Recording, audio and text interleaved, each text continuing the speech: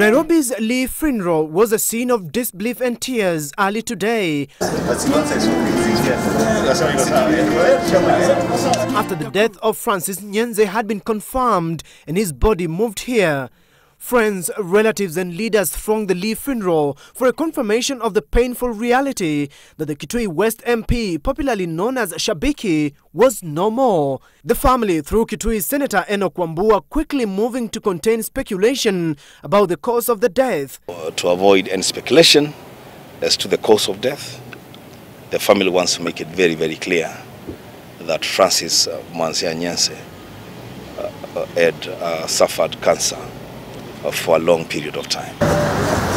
According to the family, the late Nyenze, who had been battling colon cancer for the last 10 years, contracted pneumonia during the electioneering period, further complicating his health. He had developed a pneumonia and the lungs had really been compromised. So he had difficulties breathing. So he had to use the mask to aid him in breathing. This is really a dark moment in the Ukambani region when we have lost a senior parliamentarian indeed. We came to say pole to the family and assure the nation that as members of parliament, we are indeed very, very sorry. Huu ni msiba mkubwa kwa familia na ni msiba mkubwa kwetu sisi viongozi na ni msiba mkubwa sana kwa mrengo wetu wa NASA. In 1992, he was among the leaders who really moved to ask for multi-party democracy. He remained a friend and he had friends beyond his party, beyond his community and beyond his region.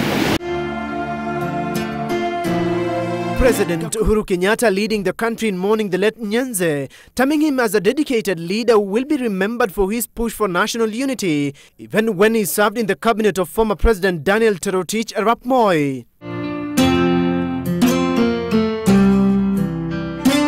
The National Super Alliance, principles of which Nyenze's Wiper Party was a member, also eulogized him. Raila Odinga, Kalonzo Musyoka, Moses Wetangula and Musalia Mudavadi, through a joint condolence statement, termed his death as a big loss to the NASA family. The principals adding that Nyenze's contribution to the alliance's existence was immense. National Assembly Speaker Justine Muturi communicated the sad message to the House and allowed MPs to eulogize their colleague. On behalf of all members of the National Assembly and the entire Parliamentary Service Commission, and indeed on my own behalf, I wish to take this opportunity to condole with the family of the late brother, Honorable Francis Nyenze. That he was a voice of reason at the Public Investment Committee, the way he was a voice of reason in the House Business Committee, and I'm sure in the leadership of then the Code Coalition.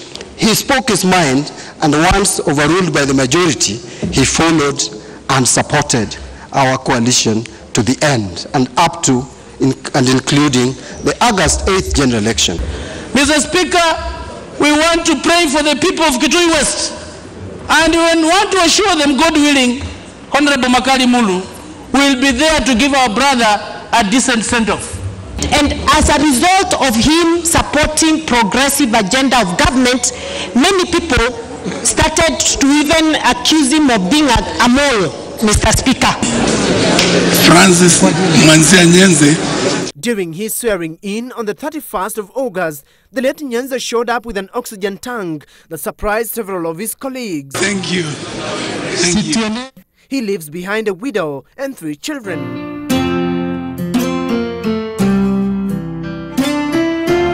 According to the family of the late Francis Nyenze, the demise of the late came as a shocker to them this morning, since they knew that he had started responding positively to treatment.